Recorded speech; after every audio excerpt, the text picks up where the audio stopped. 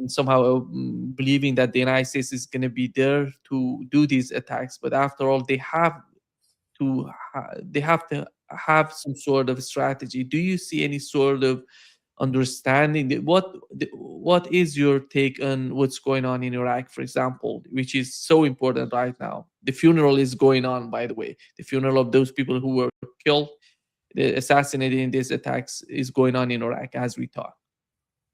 I mean, this is just prime example of the dysfunction that exists when it comes to U.S. policy in the Persian Gulf region and in the Middle East altogether. It also shows the chaos and confusion that exists in Riyadh, Saudi Arabia, about what their role is and what's expected of them. The Saudis are very concerned about being overtaken by Iran as a regional superpower. But the fact is, Iran is a regional superpower and Saudi Arabia is not. Saudi Arabia wouldn't be doing any of the things it's doing in Yemen or in Iraq if it weren't for American backing. Iran acts independently. And American backing is no guarantee of success, as we've seen. What we have here is an example of Saudi Arabia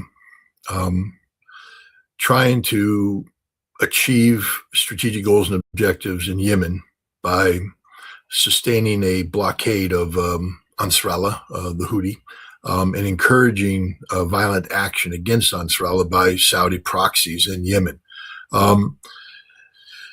When people speak of the axis of resistance, they need to understand that it's real. It's not imaginary. It's not fictitious. That means that there are organizations and nations that, have commonality of purpose when it comes to security. And so when the Ansarallah or the Houthi are attacked and threatened by Saudi Arabia, there are allies who will respond in kind. And this is what's happened. I don't know if the PMF was involved in the strikes. I would doubt that they were because, as you said, they're part of the Iraqi army. But there are numerous militias that are outside of the framework of direct Iraqi government control who have the capacity to launch attacks against Saudi Arabia, and I believe did launch attacks against Saudi Arabian oil facilities. But what does Saudi Arabia expect? I mean, you don't get to exist in a vacuum. You don't get to go around and do something here and expect nothing to happen there. So they've basically uncorked a genie of violence, and they're not going to be able to put that genie back in the bottle. This ends badly for Saudi Arabia. This ends very badly for Saudi Arabia because all they did is kill. I think they killed 8 Iraqi PMF members and 5 Iranian IRGC advisors. That's not a fatal blow. I mean, it's tragic for the families involved, but the notion that this somehow, blunted what was going on. First of all, they hit the wrong target. That's the other thing. The intelligence of the United States is not creative in this fashion, and we hit the wrong target. We didn't hit the targets responsible for the strikes. And the other thing is, all we did is alienate Iraq against us. So we didn't get the approval of the Iraqi government. A phone call was made to the Iraqi prime minister in which these issues were discussed, and then that was taken as concurrence. And then we struck. This just undermines an Iraqi prime minister whose hold on power is already tenuous. Recall that, he didn't win the last parliamentary election. He's appointed by the United States. There was a different outcome, but we wouldn't allow that outcome because we deemed it to be more sympathetic to Iran than what we wanted. So we've already manipulated the domestic political affairs of Iraq. We've been doing so ever since we invaded and overthrew Saddam Hussein. And now we've done this. Who knows what this will trigger? I mean, this could very well trigger a military uprising against the prime minister and his ouster from power. I mean, because as you said, the PMF is part of the Iraqi military. And the National Security Council saying, we didn't approve this. The prime minister is saying, I didn't. But the point is, why did the United States feel comfortable making a phone call to the prime minister to begin with? Because they think he is their paid boy. And that reality is he is their paid boy. There would have been a response that the Iraqi prime minister could have given, a nationalized televised conference saying, I've received a phone call from the United States and I'm going to give my response in public. No, hell no. Don't even think about it. Instead, he hemmed and hawed, remained in silence, took everybody by surprise, and the United States carried out this attack. The man's a moral and intellectual coward. He's a political failure. And And hopefully his days are numbered because he's not good for Iraq. Saudi Arabia, all they did is guarantee that their already exposed oil fields will be struck again. And another thing that people have to keep in mind is Iran's not out of the picture. There is no ceasefire. Let's stop pretending. If there was a ceasefire, then Iran wouldn't have launched missiles against Jordan. Iran will do what Iran needs to do. The IRGC has already said there is no ceasefire, and as needed, we will do what is required.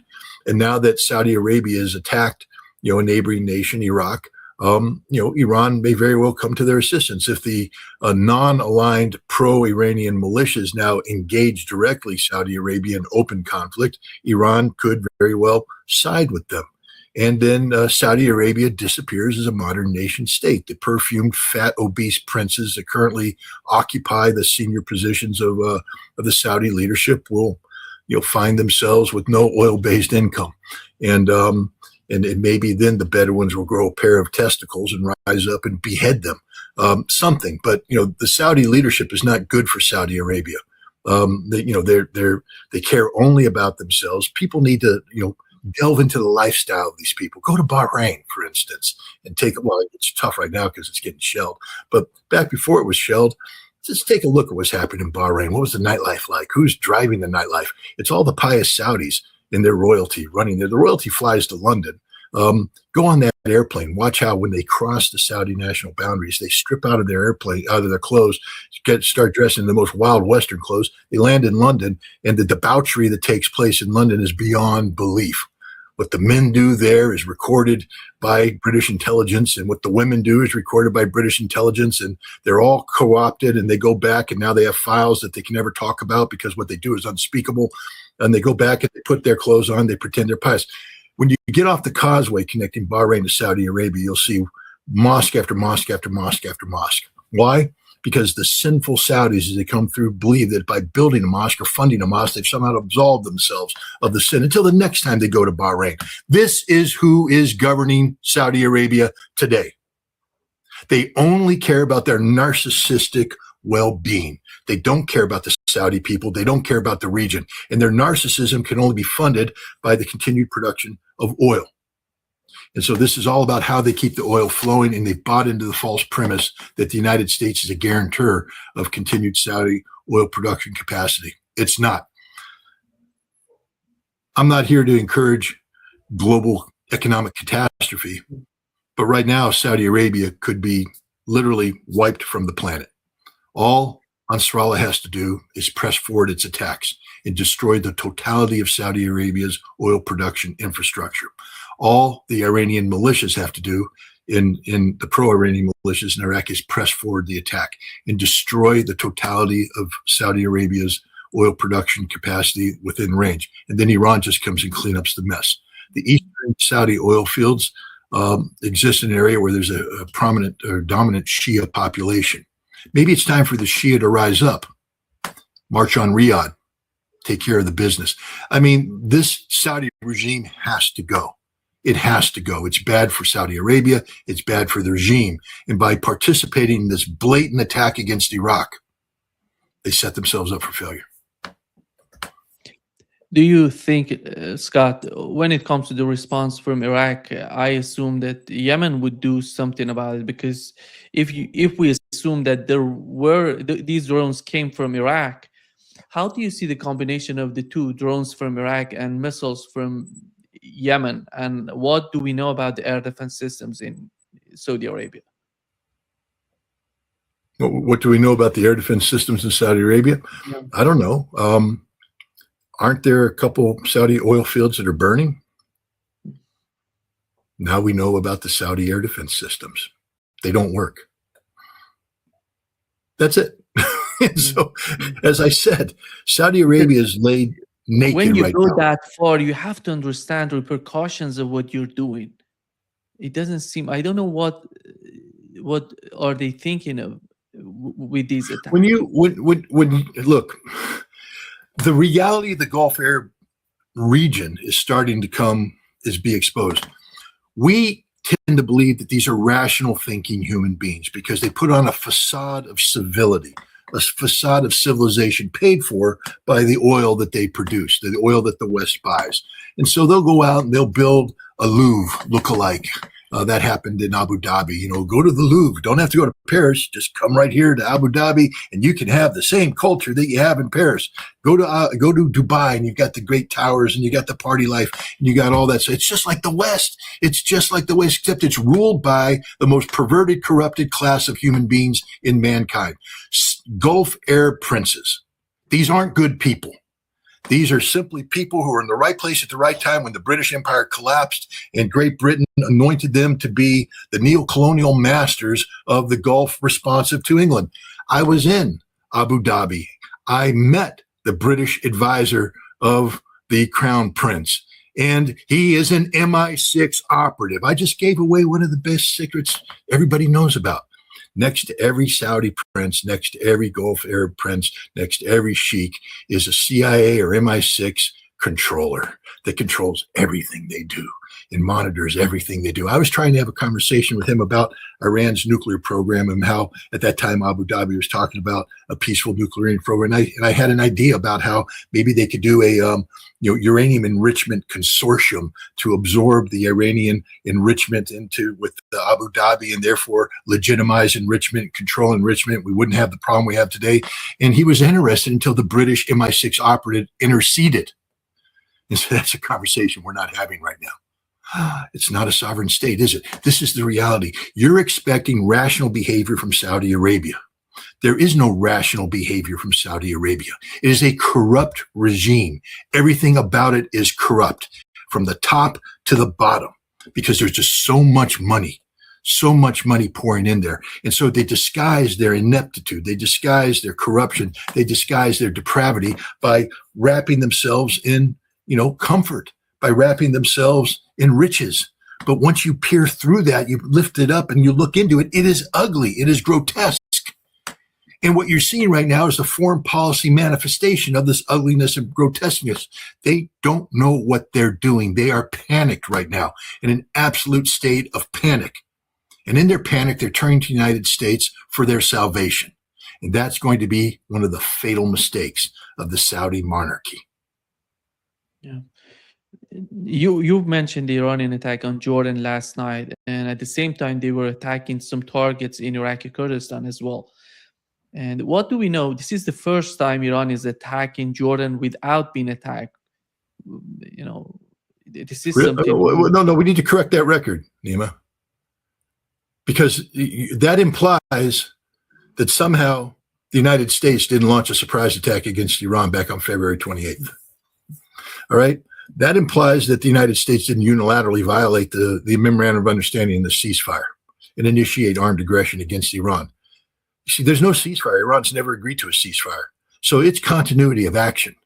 Iran didn't attack the United States void of cause. The war continues from the Iranian perspective. They didn't say quit. They didn't start it, and it ain't over yet. So let's not pretend that somehow Iran launched a surprise attack. Iran didn't launch a surprise attack. Iran continues to defend its interests. And what it did is detect activity at a Jordanian airbase about airstrikes that were getting ready launched against PMF forces. And so they launched a preemptive strike, not a surprise attack, but a continuity of violence that was initiated solely by the United States. That's what happened. It's not a surprise attack. It's not perfidy. It's not Iran playing games. Iran is at war against the United States.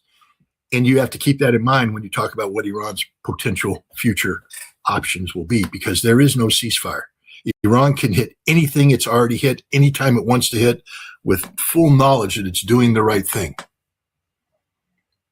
Yeah. What is the reason that Donald Trump has decided to put out some sort of pause with Iran? And are they preparing for a new round of war? Or what is that? I don't know. How do you prepare for a new round of war when you have nothing? Why did they stop the last time? Ran out of oil, ran out of ammunition. They got enough oil and they thought they had enough ammunition, so they started it over again. Now they run out of ammunition, they're running out of oil. So they stop. That's it. Probably means that they're probably going to build up to try and do a third round. Because you can't trust the United States. It's agreement incapable. The United States lies about everything. They lied about the MOU. They lied straight up about the MOU. The MOU was always a facade to buy time. So what is the reasoning? The Russians have declared, I don't know if it's an official statement from the Kremlin, but it's coming out from that the foreign ministry in coordination with other Russian agencies has determined that Donald Trump is emotionally unstable. Now, we know that. Anybody who monitors his social media postings know that this is not a well man. I declared him to be suffering from extreme narcissistic personality disorder of an antisocial variant. He is malignant in this regard. But he's not a rational actor. He's unpredictable. He can wake up in the morning and anything can happen. Anything can happen. Like, for instance, if you're Saudi Arabia and you've engaged in a 6 to 8 month long negotiation about the potential of American assistance in uranium enrichment, and you have an agreed upon framework ready to be signed, only to have Donald Trump wake up next morning, go to the bathroom and have gas problems or something and decide, no, we will not agree to this unless Saudi Arabia concurs with the Abrams Accords, something Saudi Arabia said they'll never do until the issue in Palestine has been resolved. How can you deal with a man like this? Wake up in the morning thinking you have an agreement to find out you don't have an agreement. Waking up in the morning thinking you have an understanding based upon weeks of negotiations, only to find out that the president had a brain whatever and decided that, it wasn't the case. The United States is governed by a man who sets policy through social media postings. Straight up. No coordination. I'd hate to be the Secretary of State. I'd hate to be the Secretary of Defense. I'd hate to be anybody in his cabinet because you have no idea what's going to happen in the morning. You think you have a policy that's being implemented and the president decides that he's going to put something else out there without coordinating. This is what we're dealing with. This man is unstable, emotionally unstable. That's a polite way of saying that he is batshit crazy. How about Donald Trump deciding, maybe together with Benjamin Netanyahu, the only way that they can convince Saudi Arabia to accept Abraham Accords would be the new attacks, a devastating attack on the part of the Axis of Resistance on their soil, maybe destroying oil facilities and putting a lot of pressure on them. That would convince the government in Saudi Arabia, the people, the king, the crown prince of Saudi Arabia to accept the Abraham Accords. What are the Abrams Accords? Is it a defense arrangement? Does the Abrams Accord increase the security of Saudi Arabia? The answer is no. It's an economic and political arrangement. It's a recognition of Israel, and then you're going to do business with Israel. You know what would happen to the king if he came out and said, that's what we're doing? He wouldn't be king. He wouldn't be king. The crown prince wouldn't be the crown prince. It's politically impossible for Saudi Arabia at this point in time to embrace the Abrams Accords under these conditions. So no, I don't see that. I mean, what's going on between Netanyahu and Trump? I mean, they're both in political trouble, but that's okay because they're masters. And remember, neither one of them are in charge. There's a larger cabal out there, the Grand Zionist Project, that's been promoting Greater Israel. And Netanyahu's not the driver there. Netanyahu's about ready to lose an election. He's over. He's finished. And when he loses that election, there's a good chance he's going to go to jail for the rest of his life. Maybe his political allies will save him. But, Donald Trump, he's doomed in the midterms unless he totally rips up the Constitution and does something crazy. In which case, hopefully, law-abiding members of the United States government will do the right thing. Because when a president breaks with the Constitution, he's no longer the president of a constitutional republic. But that's okay because the Grand Masters don't care. The Greater Israeli Project understands that they have floundered in the Middle East. They're not winning in Lebanon. They're not winning in Syria. They're not winning against Iran. So what are they doing? They're making common cause with the United States. The parasite is taking over the host. This is through the National Defense Authorization Act that's currently underway, being considered, that sort of melds American intelligence, Israeli intelligence, American military. It makes it one. Israel is taking over the United States. That's what's going on here, is that the United States is becoming the strategic depth through the Great Israeli Project. And everything else is a sideshow. So, again, the Saudis need to wake up to the fact that this corruption that's taking place between because it is a corruption of democracy that's taking place between Israel and the United States, doesn't view Saudi Arabia as an asset. So the Abrams Accord is a false promise. The false promise of prosperity and peace. There will be no prosperity and peace because the greater Israeli project isn't about making Saudi Arabia prosperous or peaceful. It's about Israeli dominance of the region, and everybody else is a tool to be used, discarded, tossed away. That's it. And until Saudi Arabia recognizes it, they're on a highway to hell. And right now, they have maybe gone a bridge too far. I'm using all these analogies here, but people should understand what I'm saying.